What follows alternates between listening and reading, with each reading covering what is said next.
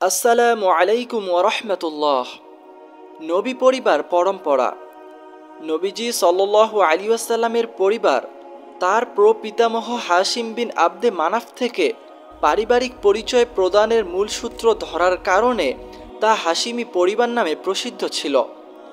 নবীজি সাল্লাল্লাহু আলাইহি ওয়াসাল্লাম সম্পর্কে সুস্পষ্ট ধারণা লাভের জন্য তার পিতামহ, প্রপিতামহ অর্থাৎ পূর্বতন কয়েক প্রজন্মের নেতৃস্থানীয় ব্যক্তিগণের জীবনী সম্পর্কে জানা প্রয়োজন।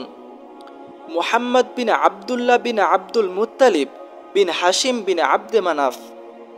যখন বনু আব্দে মানাফ এবং বনু আব্দুদ্দারের মধ্যে হারামের সঙ্গে সংশ্লিষ্ট পদসমূহ বন্টনের ব্যাপারে চুক্তি স্বাক্ষরিত হয়েছিল, তখন আব্দে মানাফের সন্তানদের মধ্যে হাশিমকেই সিকায়াহ এবং রিফাদাহ অর্থাৎ হজ যাত্রীগণকে পানি পান করানো এবং তাদের মেহমানদারি করার মর্যাদা প্রদান করা হয়।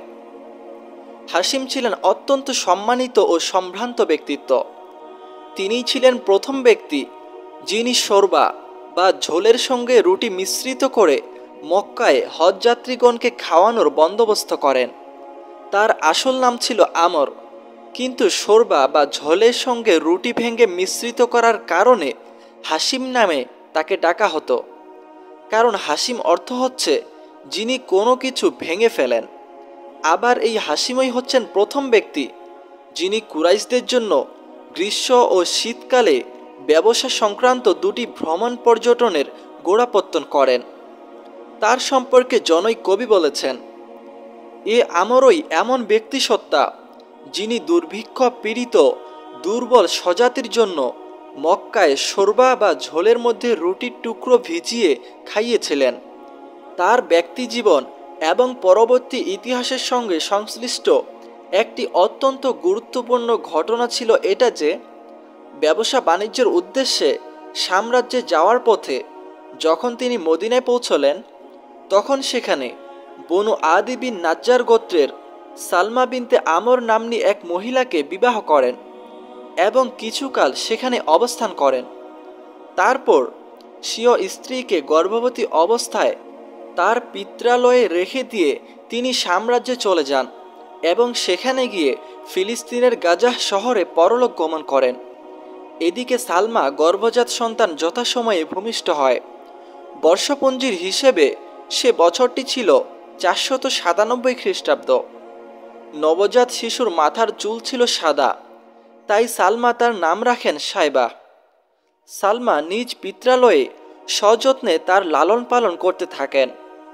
শিশু আব্দুল মুত্তালিব দিনে দিনে শশীকলার মতো বৃদ্ধিপ্রাপ্ত হয়ে উঠলেও দীর্ঘদিন যাবৎ মক্কার হাশিম পরিবারের কেউই তার জন্মের কথা জানতে পারেননি। হাশিম ছিলেন 9 জন সন্তান সন্ততির জনক। 9 জনের মধ্যে 4 জন ছেলে ও 5 জন মেয়ে। তাদের নাম হচ্ছে যথাক্রমে Asad, Abu sci-fi, নাজলাহ, Abdul Muttalib এবং শিফা, খালিদা, জাইফা, রুকাইয়াহ ও জান্নাহ। Abdul Muttalib.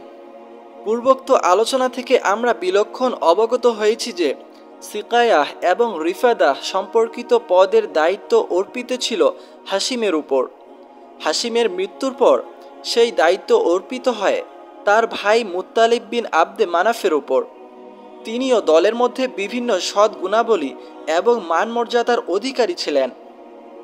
তার কথা অমান্য করা কিংবা নড়চড় করার ক্ষমতা দলের অন্য কারো ছিল না। বদান্যতার জন্যও তিনি প্রসিদ্ধ ছিলেন। বদান্যতার কারণেই কুরাইশগণ তার নাম রাখেন ফাইয়াজ।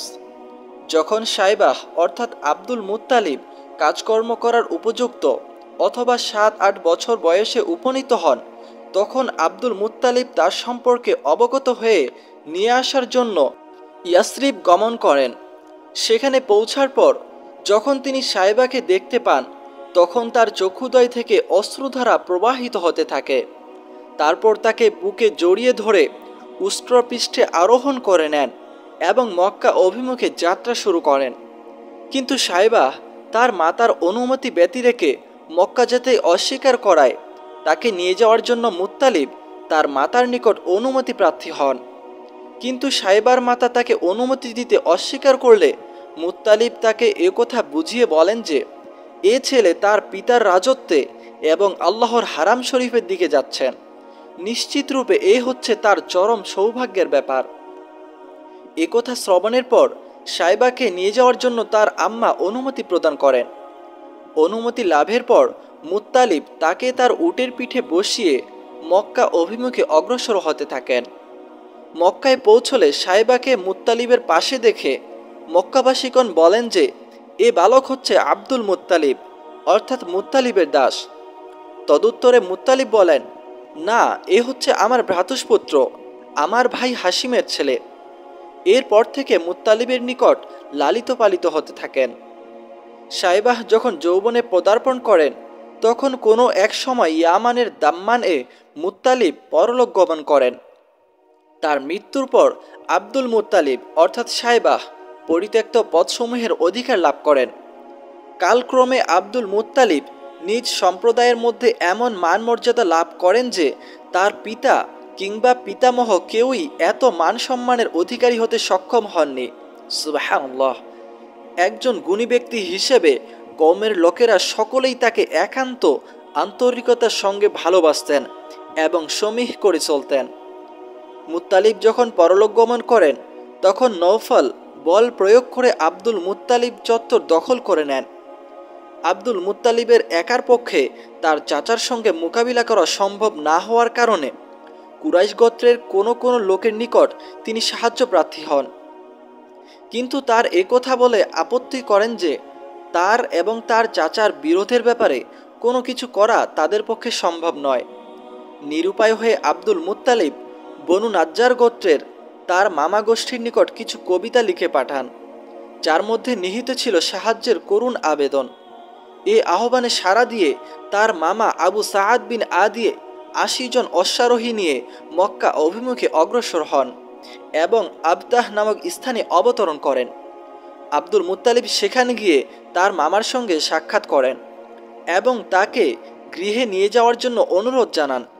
কিন্তু নওফলের সঙ্গে একটি বোঝাপড়া না হওয়া পর্যন্ত আবু সাআদ তার গৃহে যেতে অস্বীকৃতি জানান।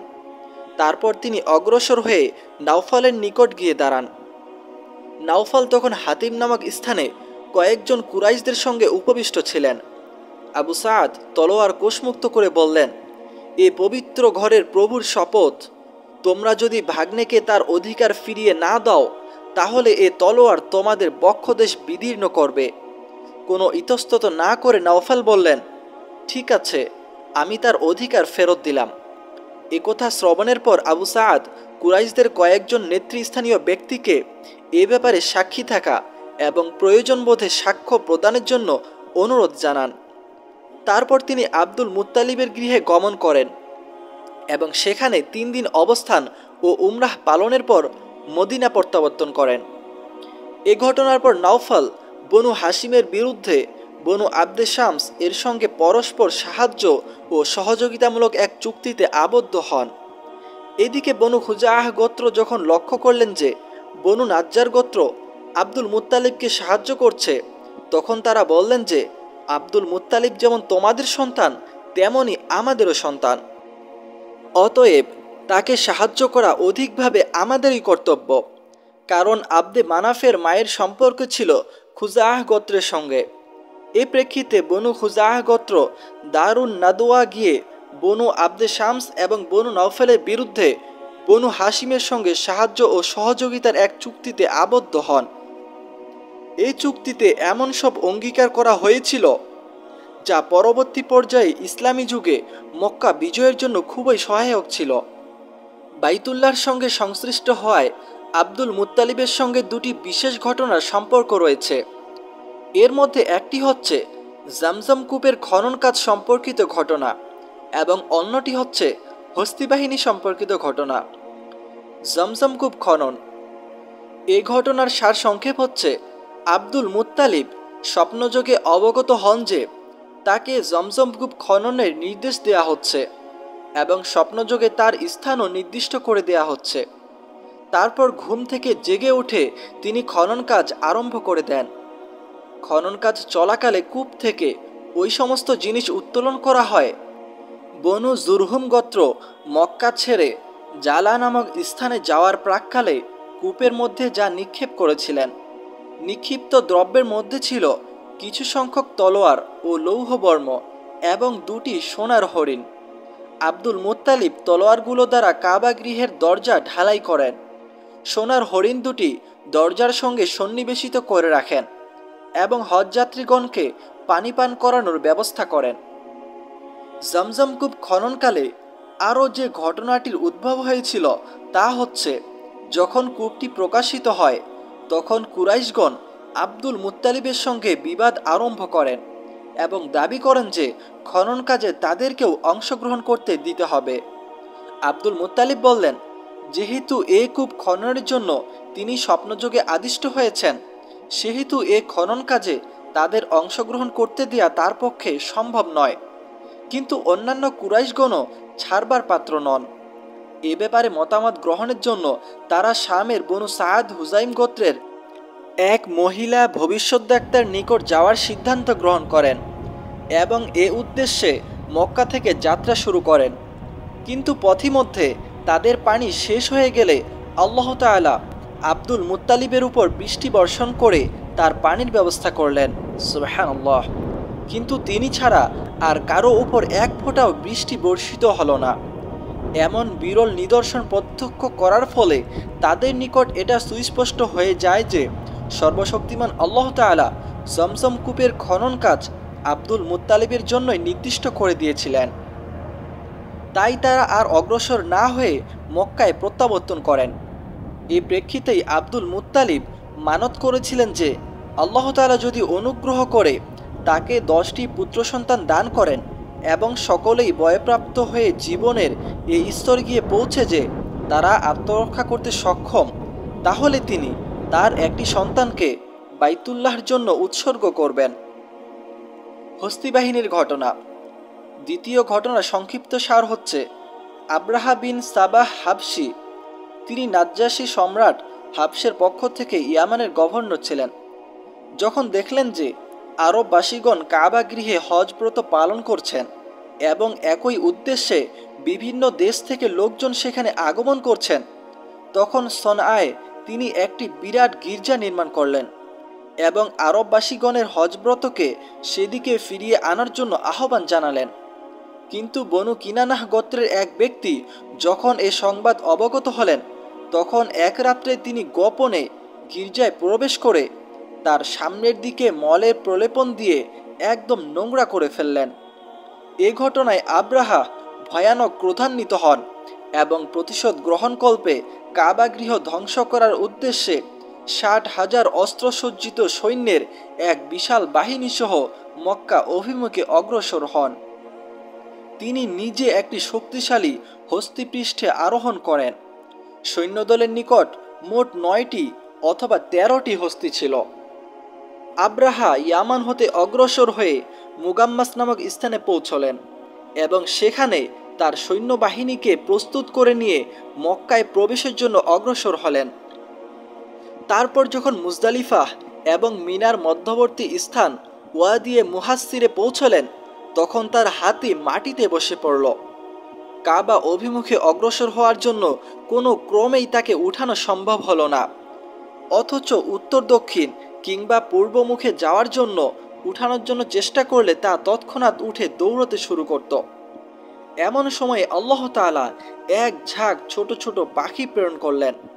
সেই পাখিগুলো ঝাঁকে ঝাঁকে পাথরের ছোট ছোট টুকরো সৈন্যদের উপর নিক্ষেপ করতে লাগলো।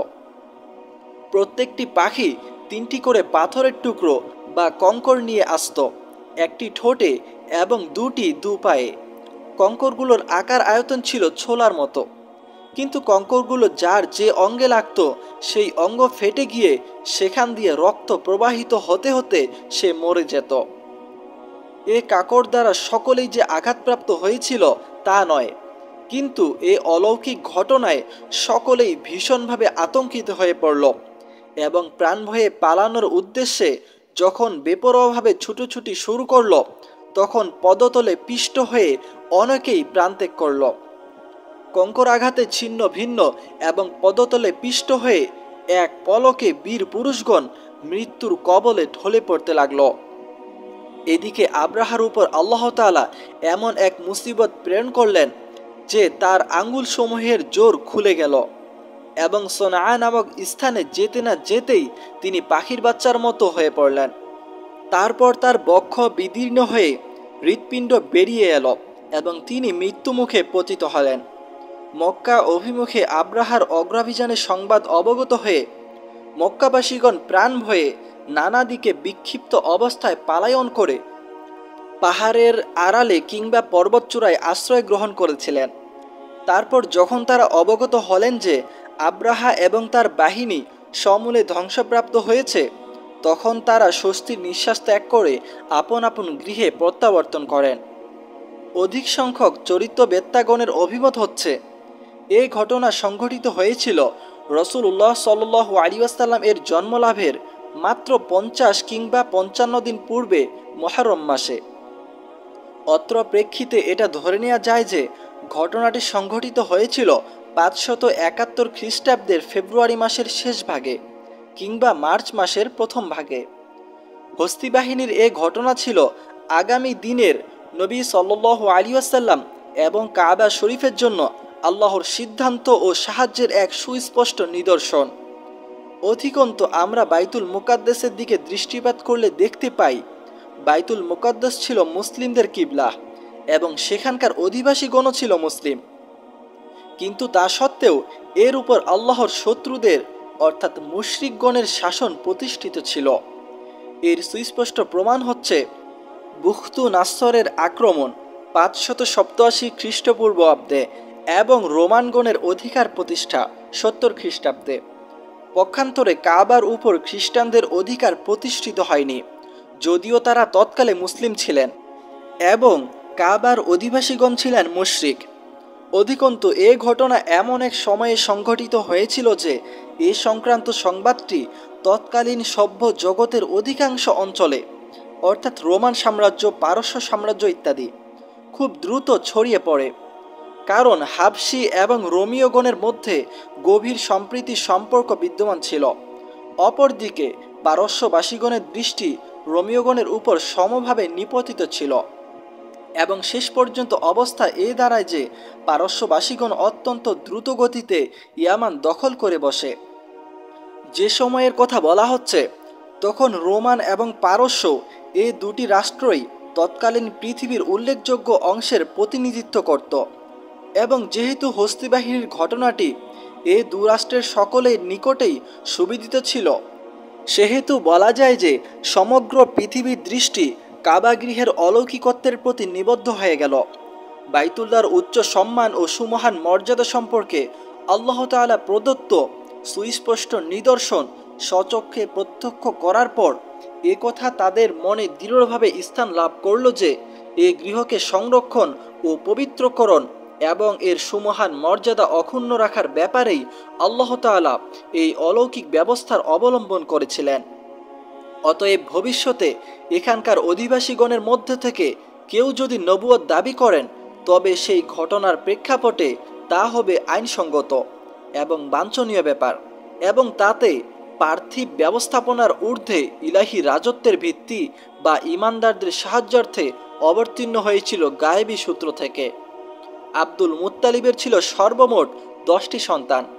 তাদের নাম ছিল যথাক্রমে হারিস, জুবাইর, আবু তালিব, আবদুল্লাহ, হামজা, আবু লাহাব, গায়দাক, মুকাবহিম, জেয়ার এবং আব্বাস। কেউ কেউ বলেছেন যে তার ছিল 11টি সন্তান, একজনের নাম ছিল কুসাম। অন্য কেউ বলেছেন যে 13টি সন্তান ছিল। অন্য দুজনের নাম হলো আব্দুল কাবাহ এবং হাজল। কিন্তু 10 জনের কথা যারা বলেছেন তারা বলেন যে মুকবহিমেরই অপর নাম ছিল আব্দুল কাবাহ এবং গায়দাকের অপর নাম ছিল হাজল। তাদের মতে কুসাম নামে আব্দুল মুত্তালিবের কোনো পুত্র সন্তান ছিল না। আব্দুল মুত্তালিবের কন্যা ছিল 6 জন। তাদের নামগুলো হচ্ছে যথাক্রমে উম্মুল হাকিম, তার অপর নাম বারজা, বাররাহ, আতিকাহ, সাফিয়াহ, আরওয়া এবং উমাইয়া। আবদুল্লাহ, তিনি ছিলেন রাসূলুল্লাহ সাল্লাল্লাহু আলাইহি ওয়াসাল্লামের সম্মানিত পিতা। তার মাতার নাম ছিল ফাতিমাহ। অর্থাৎ রসুল্লাহ সাল্লাল্লাহু আলাইহি ওয়াসাল্লামের দাদির নাম ছিল ফাতিমাহ। তিনি ছিলেন আমর বিন আয়েজ বিন ইমরান বিন মাখজুম বিন ইয়াকাজাহ বিন মুররাহর কন্যা। আব্দুল মুত্তালিবের সন্তানগণের মধ্যে আবদুল্লাহ ছিলেন সবচেয়ে সুন্দর এবং সর্বোত্তম চরিত্রের অধিকারী। তিনি ছিলেন পিতার অত্যন্ত প্রিয় পাত্র। তার লকব বা উপাধি ছিল জবিহ। যে কারণে তাকে জবিহ বলা হতো তা হচ্ছে আব্দুল মুত্তালিবের প্রার্থিত পুত্র সংখ্যা যখন 10 জন হলো এবং তারা সকলেই আত্মরক্ষা করার যোগ্যতা অর্জন করলেন, তখন আব্দুল মুত্তালিব তাদের নিজ মানত সম্পর্কে অবহিত করেন, তাদের পক্ষ থেকে একজনকে আল্লাহর নামে উৎসর্গ করার ব্যাপারে। তারা সকলেই এ প্রস্তাবে স্বীকৃতি জ্ঞাপন করেন। কথিত আছে আব্দুল মুত্তালিব ছেলেদের মধ্যে কাকে কুরবানি করা যায় এ ব্যাপারে লটারি করলেন। লটারিতে আবদুল্লাহর নাম উঠল, অথচ তিনি ছিলেন তার সবচেয়ে প্রিয় পাত্র। এমতাবস্থায় আব্দুল মুত্তালিব বললেন, হে আল্লাহ, সেই নাকি 100 উট। অতঃপর আবার আবদুল্লাহ ও 100 উটের মধ্যে লটারি করলে 100 উটের নাম ওঠে। আবার এও কথিত আছে যে আব্দুল মুত্তালিব ভাগ্য নির্ণায়ক তীরের উপর তাদের সকলের নাম লিখেন এবং হুবাল মূর্তির সেবায়েত বা তদারক কারিগণের পন্থায় চক্রাকারে ঘোরানো ফেরানোর পর নির্বাচন গুটিকা বা লটারি গুটিকা বের করেন। লটারিতে আবদুল্লাহর নাম উঠে যায়। আব্দুল মুত্তালিব আবদুল্লাহর হাত ধরে তাকে নিয়ে যান কাবা গৃহের নিকট। তার হাতে ছিল জবেহ কাজে ব্যবহার উপযোগী একটি ধারালো অস্ত্র।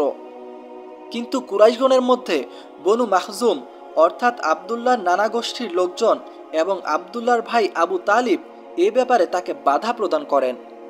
তার মানত পূরণে বাধাপ্রাপ্ত আব্দুল মুত্তালিব বললেন, তাহলে মানতের ব্যাপারে তার করণীয় কাজ কি হতে পারে? এত বিষয়ে বিশেষ জ্ঞানের অধিকারিণী বা তত্ত্ব বিশারদ কোনো মহিলার নিকট থেকে এ ব্যাপারে পরামর্শ গ্রহণের জন্য তারা তাকে উপদেশ প্রদান করেন। আব্দুল মুত্তালিব জনৈক তত্ত্ব বিশারদের নিকট গিয়ে এ ব্যাপারে তার পরামর্শ চাইলে সঠিক সিদ্ধান্ত গ্রহণের জন্য আবদুল্লাহ এবং 10টি উটের মধ্যে লটারি বা নির্বাচন গুটিকা ব্যবহারের পরামর্শ দেন। নির্বাচনী গুটিকায় যদি আবদুল্লাহর নাম উঠে যায় তাহলে 10টি উটের সঙ্গে আরও 10টি উট যোগ করে নির্বাচন গুটিকা ব্যবহার করতে হবে, যে পর্যন্ত না আবদুল্লাহর নামের স্থানে উট কথাটি প্রকাশিত হয় সে পর্যন্ত একই ধারায় নির্বাচনী গুটিকা ব্যবহার করে যেতে হবে, যতক্ষণ না আল্লাহ সন্তুষ্ট হয়ে যান। তারপর উটের যে সংখ্যা নির্ধারক নির্বাচনী গুটিকা ব্যবহার করা হবে সেই সংখ্যক উট আল্লাহর নামে উৎসর্গ করতে হবে।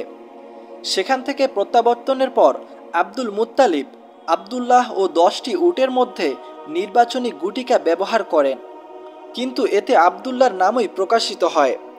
তত্ত্ব বিশারদদের নির্দেশ মোতাবেক দ্বিতীয় দফায় উটের সংখ্যা আরও বেশি বৃদ্ধি করে তিনি নির্বাচনী গুটিকা ব্যবহার করেন, কিন্তু এতেও আবদুল্লাহর নামই উঠে যায়। কাজেই পরবর্তী প্রত্যেক দফায় 10টি উটের সংখ্যা বৃদ্ধি করে তিনি নির্বাচনী গুটিকা ব্যবহার করে যেতে থাকেন। এই ধারায় চলতে চলতে যখন 100 উট এবং আবদুল্লাহর নাম নির্বাচনী গুটিকায় ব্যবহার করা হয় তখন উট কথাটি প্রকাশিত হয়। এ প্রেক্ষিতে আব্দুল মুত্তালিব আবদুল্লাহর পরিবর্তে 100টি উট আল্লাহর নামে উৎসর্গ করেন। উৎসর্গকৃত পশুর গোশত কোনো মানুষ কিংবা জীবজন্তুর খাওয়ার ব্যাপারে কোনো বাধা নিষেধ ছিল না। উল্লেখিত ঘটনার পূর্বে আরব এবং কুরাইশগণের মধ্যে শোণিতপাতের খোসরাত বা মূল্য ছিল 10টি উট, কিন্তু এ ঘটনার পর এর বর্ধিত সংখ্যা নির্ধারিত হয় 100টি উট। ইসলামও এ সংখ্যাকে স্থায়ীভাবে প্রতিষ্ঠিত করেছে। প্রিয়নবী সাল্লাল্লাহু আলাইহি ওয়াসাল্লাম হতে বর্ণিত হয়েছে, তিনি বলেছেন যে, আমি জবিহর সন্তান, অর্থাৎ একজন ইসমাঈল আলাইহিস সালাম এবং অন্যজন হচ্ছেন তার পিতা আবদুল্লাহ। আব্দুল মুত্তালিব স্বীয় সন্তান আবদুল্লাহর বিবাহের জন্য আমিনাহকে মনোনীত করেন। তিনি ছিলেন ওহাব বিন আব্দে মানাফ বিন জুহরা বিন কিলাবের কন্যা। বংশ পরম্পরা এবং মর্যাদার দিক দিয়ে তাকে কুরাইশ গোত্রের মধ্যে উন্নত মানের মহিলা ধরা হতো। তার পিতা ছিলেন বিখ্যাত বনু জুহরা গোত্রের দলপতি। বিবাহের পর আমিনাহ মক্কায় স্বামী গৃহে আগমন করেন এবং স্বামীর সঙ্গে বসবাস করতে থাকেন, কিন্তু অল্পদিন পরেই আব্দুল মুত্তালিব ব্যবসা উপলক্ষে খেজুর আনয়নের উদ্দেশ্যে আবদুল্লাহকে মদিনা প্রেরণ করেন। তিনি সেখানেই মৃত্যুবরণ করেন। ইন্না লিল্লাহ। কোনো চরিত্রবিদ বলেন যে ব্যবসায়ের উদ্দেশ্যে আবদুল্লাহ শাম দেশে গমন করেছিলেন। এক কুরাইশ কাফেলার সঙ্গে মক্কা প্রত্যাবর্তনের পথে তিনি অসুস্থ হয়ে পড়েন ও মদিনায় অবতরণ করেন। সেই অসুস্থতার মধ্যেই সেখানে তিনি মৃত্যুবরণ করেন। নাবেগা জায়েদির বাড়িতে তার কাফন দাফনের ব্যবস্থা করা হয়। সে সময় তার বয়স হয়েছিল 25 বছর। অধিক সংখ্যক ইতিহাসবিদদের অভিমত হচ্ছে তিনি অর্থাৎ রাসূলুল্লাহ সাল্লাল্লাহু আলাইহি ওয়াসাল্লাম তার পিতার মৃত্যুর সময় জন্মগ্রহণ করেননি। আর অল্প সংখ্যক ঐতিহাসিকদের অভিমত হচ্ছে পিতার মৃত্যুর 2 মাস পূর্বেই নবী করিম সাল্লাল্লাহু আলাইহি ওয়াসাল্লাম জন্মগ্রহণ করেছিলেন। যখন তার মৃত্যু সংবাদ মক্কায় পৌঁছল, তখন আমিনাহ অত্যন্ত মর্মস্পর্শী ভাষায় একটি শোকগাথা আবৃত্তি করেছিলেন। শোকগাথাটি হচ্ছে, বাতাহার জমিন হাসিমের পুত্রকে হারালো। সে চিৎকার ও গোলমালের মাঝে সমাধিতে সুখ স্বপ্নবত পরিতৃপ্ত হয়ে গেল। মৃত্যু মানুষের মধ্যে ইবনু হাসিমের মতো কোনো ব্যক্তিকে ছাড়ে নাই। কতই দুঃখজনক ছিল যখন সেই সন্ধ্যায় লোকেরা তাকে মৃতের খাটে উঠিয়ে নিয়ে যাচ্ছিলেন। যদিও মৃত্যু এবং মৃত্যুর ঘটনাবলী তার অস্তিত্বকে শেষ করেছে, তবুও তার অন্যতর চরিত্রিক বৈশিষ্ট্যসমূহকে মুছে ফেলতে পারবে না। তিনি ছিলেন বড়ই দয়াবান এবং কোমল অন্তঃকরণের অধিকারী। মৃত্যুকালে তিনি যেসব সহায় সম্পদ রেখে গিয়েছিলেন তা ছিল যথাক্রমে 5টি উট, 1 পাল ছাগল এবং একটি হাবশি দাসী, যার নাম ছিল বরকত ও উপনাম উম্মে আইমান। এ উম্মে আইমানই নবী করিম সাল্লাল্লাহু আলাইহি ওয়াসাল্লামকে দুগ্ধ খাইয়েছিলেন।